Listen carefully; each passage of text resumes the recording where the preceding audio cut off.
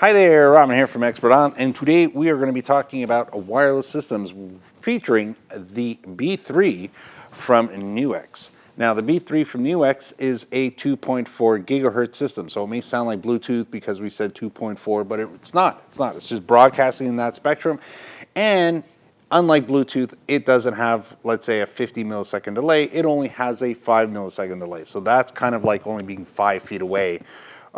Well, distance from me to the camera. So there's no real audio delay at all. So it is something that DJs can use, singers can use. Anybody who really needs to use a microphone, wants a wireless system, but doesn't want to necessarily go out and spend $700 on some systems from Shure or Sennheiser. Doesn't mean it's not as good. For most folks, you're not going to be able to tell the difference. For example, here, this is a PGA 58. Now, with their wireless system, all you need to do is click this unit to the bottom, turn it on, and you now have a wireless system. Now, there is also U3, which we're going to talk a little bit in detail and compare the look of the two units.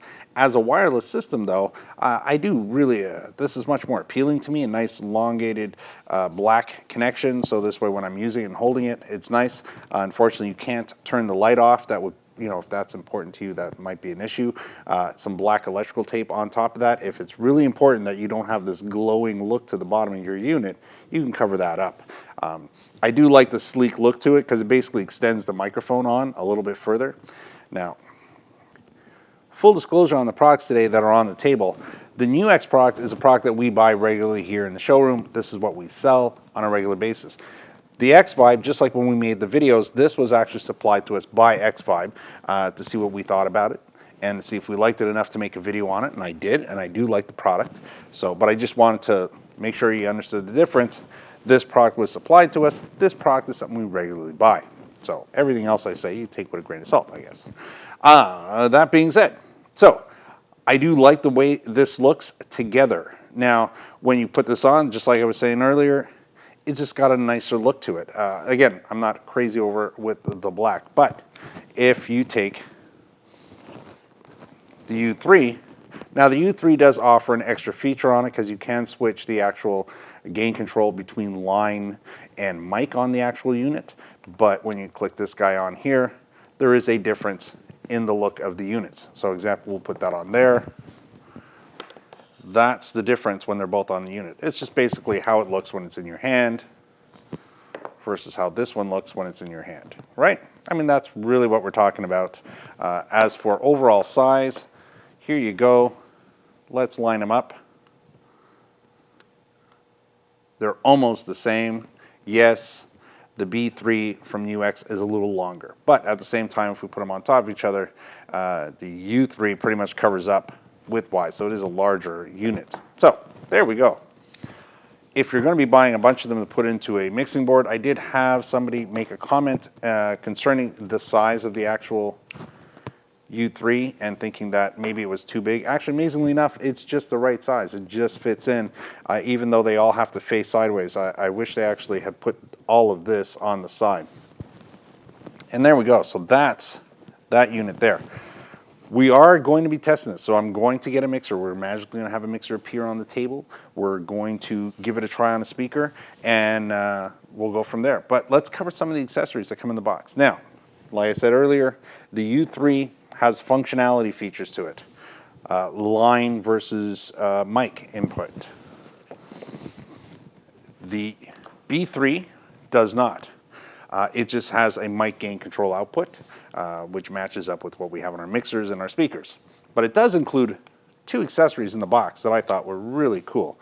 These guys right here.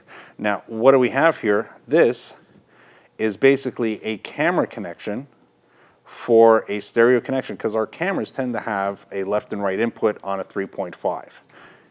And they bring it off to an XLR, which is really great, because that means unless you have a $1,000, $2,000, or $3,000 camera, you're not going to be able to plug an XLR into your camera.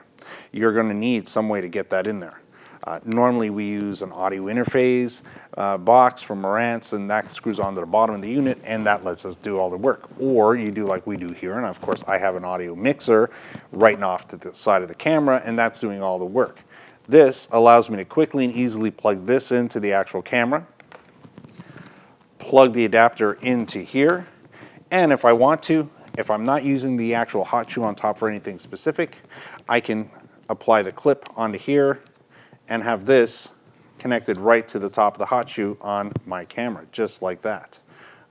I think that's a pretty cool feature. They both do include charging cables, so that's a single USB to dual micro connections.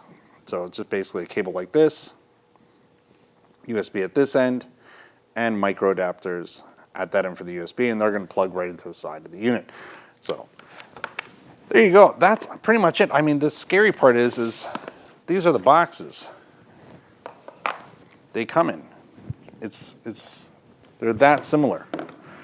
I'd be hard pressed to say they came out of different warehouses. They are two different companies. Don't mistake it. There's Xvive, there's NUX. There's some issue with these two guys. I'm assuming they don't like each other too much because this is the box they come in. You can't really tell the difference about what you're buying or what it looks like. They're identical. The packaging is even similar in the sense that there's a dividing foam block on top that divides the accessories. I mean, really, somebody here could have tried to be a little more original, right? Somebody was first, somebody was second. So what we're going to do now is we're going to get a mixer and we're going to put it on the table. We're going to get a speaker, put it on the table, and we're going to try it out both ways. We're going to try it out so this way we're actually going to have the microphone go to the mixer and then to the speaker. Okay, so what I've done right now is I've brought over a mixer. I brought this particular mixer because it has an MP3 player and Bluetooth options on it, and that is only so I can demonstrate the audio portion of it. Outside of that, it's a very straightforward mixer. What we're doing is taking the XLR output from this unit and sending it to the speaker, so this is where we have a wireless connection. Of course, the speaker is like only a foot away, so hopefully we're not going to have any overmodulation. So I'm going to turn this down, and we're not going to play any music here because we're really looking for the actual delay between me and the unit. Now, of course, I still have my lapel on, and that's how it's getting picked up. So distance on the actual unit, it can be anywhere between 65 to 125 feet away, depending on the environment. So be trustworthy on it and say, I can go 50 feet away from it. So not bad way to have a wireless system for one speaker this easily. If you had two, you can either go both channels, or you can just put them on the same channel and go channel 3, channel 3, channel 3 all around the room. That's how easy it is to do that. Now, if we wanted to reverse it and say, I want a wireless microphone connection, well, I'm going to unplug this. I'm going to turn this guy off for a second. We'll unplug this from here. Pull this guy out of here. We're not going to be using our cable for this system here. We're going to plug this in to here. So this is now going to become our cable that runs our speaker from our mixer. Now we're going to want to make a wireless microphone instead, so I'm going to plug this into here, line it up of course. Take this guy, plug this guy into here, lining everything up.